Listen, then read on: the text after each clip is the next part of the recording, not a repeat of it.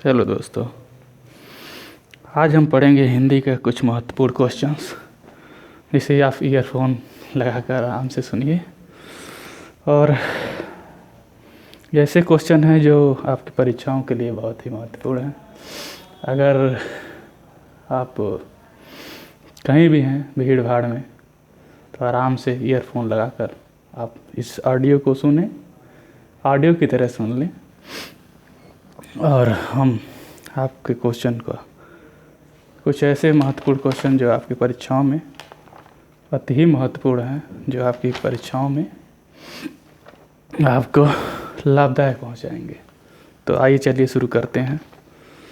पहला क्वेश्चन है, क्वेश्चन क्या, हम ऐसे ही इस चीज़ को पढ़ेंगे और आप इसका ईयरफोन लगा के सुन लीजिए और परीक्षाओं के लिए आपको लाभ पहुंचाएंगे। चलिए शुरू करते हैं। हिंदी साहित्य का इतिहास, पहला इतिहासकार कौन? हिंदी साहित्य का पहला इतिहासकार कौन था? तो उत्तर इसका होगा कारसादा ताशी। दूसरा है, और ये कारसादा ताशी फ्रेंच भाषा के विद्वान थे।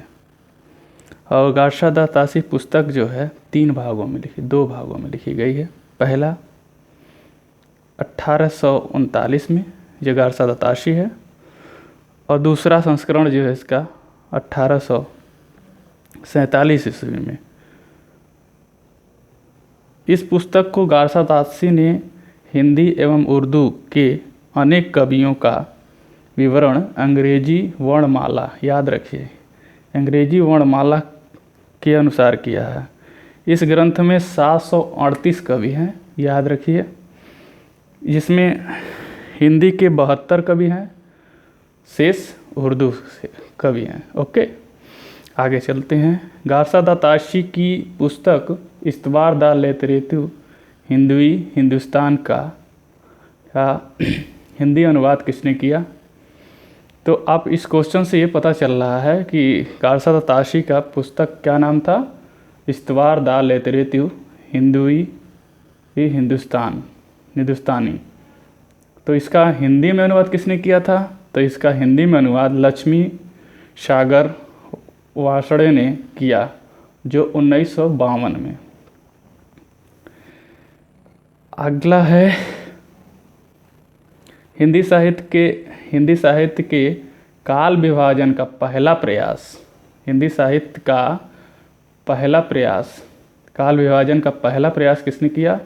याद रहे, पहला प्रयास तो जॉर्ज गियर्सन ने। जॉर्ज गियर्सन द्वारा रचित पुस्तक या ग्रंथ का नाम क्या था? तो जॉर्ज गियर्सन, याद रहे, जॉर्ज गियर्सन की पुस्तक है ये, the modern vernacular literature of Hindustan. ये प्रकाशन इसका 1888 ईस्वी में। यह पहला कालक्रम, ठीक है, ये पहला कालक्रम के अनुसार किया गया था कारसादा ताशी के द्वारा। यह किस पत्रिका में प्रकाशित हुआ है? SCERT सोसाइटी ऑफ बंगाल पत्रिका में, ठीक है। The modern vernacular literature of Hindustan किस पत्रिका में प्रकाशित हुआ? हमने बताया ही, ये एशियाटिक सोसाइटी ऑफ बंगाल की पत्रिका में प्रकाशित हुआ 1888 में। हिंदी साहित्य का इतिहास के लेखक कौन हैं? तो शुक्ल जी हैं। हिंदी साहित्य का इतिहास के लेखक शुक्ल जी हैं। इन्होंने 1929 में लिखा है। और इसी को हिंदी साहित्य का इतिहास डॉक्टर नागेंद्र ने भी लिखा है, जो 1973 ईस्वी में लिखा गया है, ठीक है। शिव सिंह सेंगर ने शिव सिंह सरोज नाम से हिंदी भाषा दूसरा महत्वपूर्ण ग्रंथ लिखा, ठीक है। शिव सिंह सेंगर ने शिव सिंह सरोज नाम से हिंदी का दूसरा महत्वपूर्ण ग्रंथ लिखा है। ओके, हिंदी का प्रथम कवि किसे माना जाता है? ये तो सभी लोग जानते होंगे, सरहप्पा को। इन्होंने और किसने माना है इनको? तो राहु संस्कृत्यायन ने माना है। आदिकाल को अपभ्रंश काल किसने माना? आदिकाल को अपभ्रंश काल किसने माना?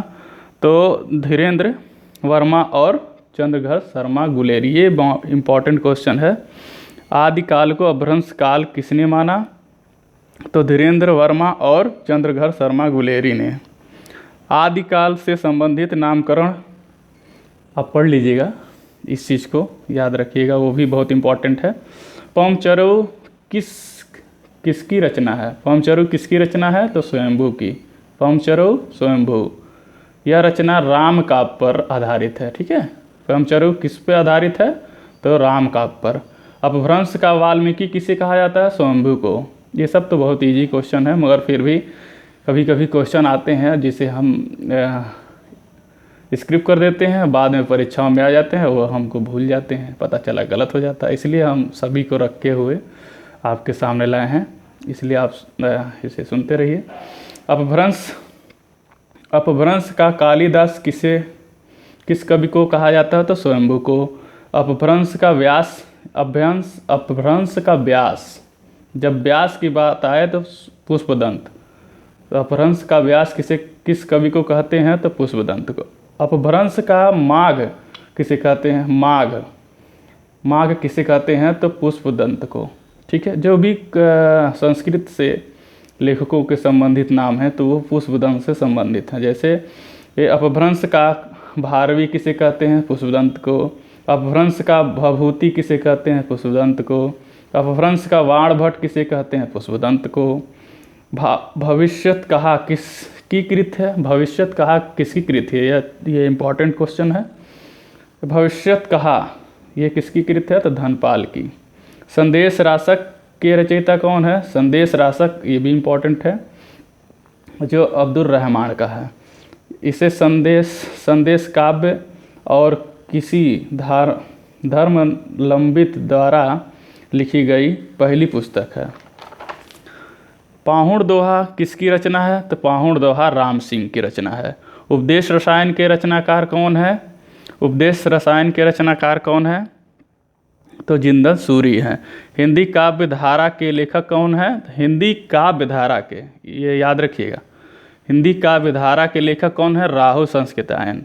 सिद्धों की कुल कितनी संख्या है? तो आप जानते होंगे 84। दोहा कोश के रचनाकार कौन है? तो सरहप्पा। दोहा कोश के रचनाकार कौन है? सरहप्पा।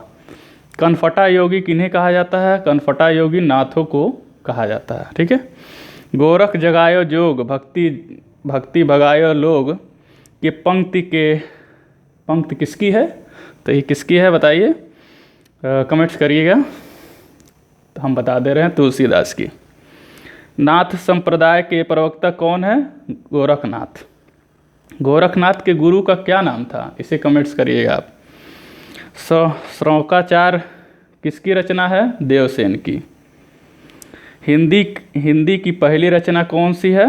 हिंदी की पहली रचना कौन सी है? तो श्रौकाचार है।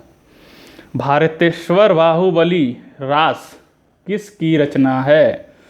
शालिभद्र सूरी की। ठीक है। चंदन बाला रास किसकी रचना है? तो आशु कवि की। चंदन बाला रास आशु कवि की। स्थूल भद्र रास किसकी रचना है? तो जिंदल सूरी की। प्रबंध चिंतामणि के रचनाकार हैं तो मेरुतंग। प्राकृत का पाणी किसे कहा जाता है? ये बार बार क्वेश्चन आते हैं। प्राकृत का पाणी किसे कहा जाता है? हेमचंद को। विसल देव रासो किसकी रचना है? विसल देव रासो किसकी रचना है? ये मिलान करने के लिए आता है, याद रखिएगा। तो नरपति नाल का। ठीक है, नाल याद रखेंगे तो समझ लीजिए याद रह जाए। वियोग श्रृंगार काव्य कौन सी रचना है? वियोग श्रृंगार काव्य की कौन सी रचना है? तो ये विसल देव रासो है। वियोग श्रृंगार संबंधित है ये विसल देव रासो, जो नरपत ने लिखा है। ओके। आलाखंड किस रचना का नाम है? आलाखंड किस रचना का नाम है? तो परमाल रासो का। परमाल रासो का दूसरा नाम क्या है? तो आलाखंड। परमाल रासो के रचनाकार कौन है? तो जगनिक हैं। आलाखंड के रचनाकार हैं जगनिक। आलाखंड कह दिया तब भी जगनिक, परमाल रासो कह दिया तब भी जगनिक, क्योंकि इसी का ये नाम है, दूसरा नाम है। पदावली, पदावली समय किस रचना का भाग है? पद्मावती किस समय की रचना का भाग है? तो पृथ्वीराज रासो। ठीक है, ये इंपॉर्टेंट क्वेश्चन है। पद्मावती समय किस रचना का भाग है? तो पृथ्वीराज रासो। जयचंद प्रकाश किसकी रचना है? जयचंद प्रकाश किसकी रचना है? तो भट्ट केदार की। जय मयंक जय चंद्रिका के रचनाकार कौन है? तो मधुकर कवि। ढोला मारू दोहा नामक रचना किसने की? ढोला मारू दोहा तो कुशल लाभ ने। तूतीय हिंद के नाम से कौन प्रसिद्ध है? तो अमीर खुसरो। मैथिली कोकिल के नाम से विख्यात कौन है? तो विद्यापति। धन्यवाद। आज का 85 क्वेश्चन रहेगा, 50 या 51 क्वेश्चन जो भी हो। अब अगले वीडियो में आपसे मिलते हैं। नमस्कार। अगर वीडियो हमारी अच्छी लगी हो तो लाइक करें और सब्सक्राइब करें। धन्यवाद।